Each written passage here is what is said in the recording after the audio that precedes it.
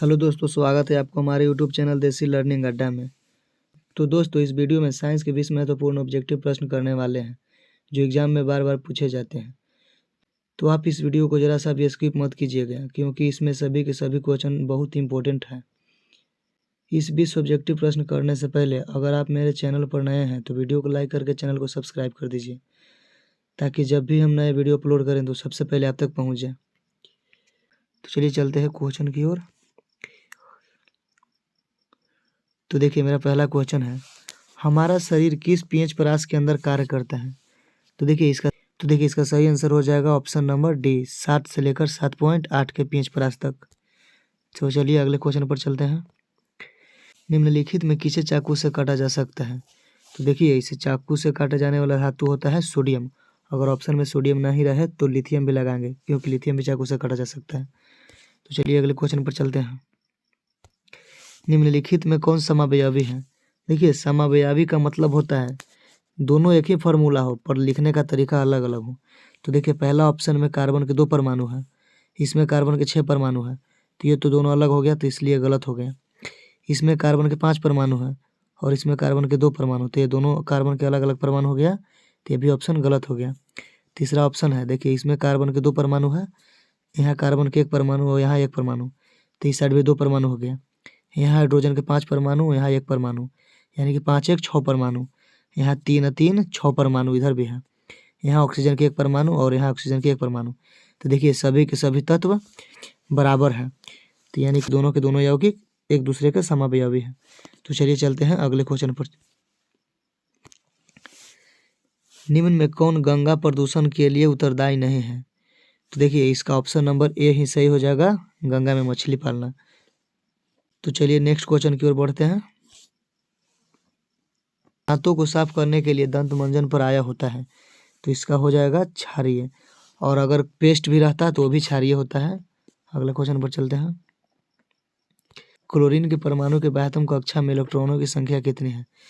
देखिए, क्लोरीन की परमाणु संख्या होती है 17। इसका इलेक्ट्रॉनिक विन्यास होगा 2 8 7।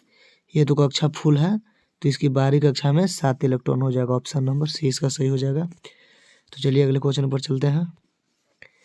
विद्युत आवेश का एसआई मात्रक है? तो देखिए, विद्युत आवेश का एसआई मात्रक हो जाएगा ऑप्शन नंबर डी, कूलाम। देखिए, वोल्ट हो जाएगा विभव का, ओम हो जाएगा प्रतिरोध का, और एम्पियर हो जाएगा विद्युत धारा का। तो अगले क्वेश्चन पर चलते हैं।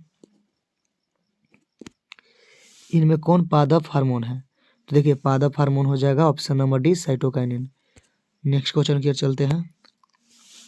चालक का प्रतिरोध निर्भर नहीं करता है? तो देखिए, चालक का प्रतिरोध लंबाई पर भी निर्भर करता है, क्षेत्रफल पर भी निर्भर करता है, तापमान पर भी निर्भर करता है। इसका ऑप्शन नंबर डी सही हो जाएगा, चालक में प्रवाहित विद्युत धारा पर।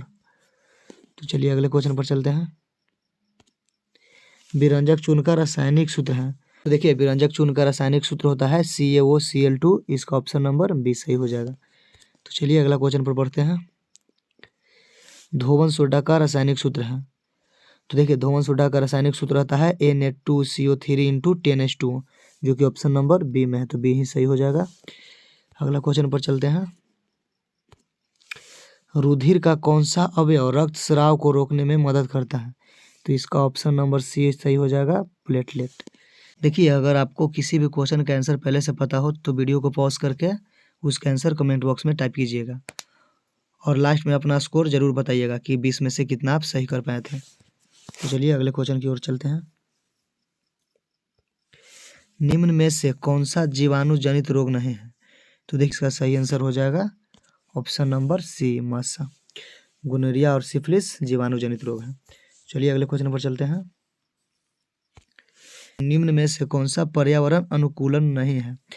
तो इसका ऑप्शन नंबर सी हो जाएगा सही, मोटरसाइकिल चलाना, क्योंकि मोटरसाइकिल चलाने से पर्यावरण प्रदूषित होता है। तो चलिए अगले क्वेश्चन पर चलते हैं। निम्न में से किस धातु का गलनांक सबसे कम हो जाएगा? तो देखिए, निम्नलिखित में सबसे कम गलनांक हो जाएगा सोडियम का, यानी कि ऑप्शन नंबर 20 सही होगा इसका।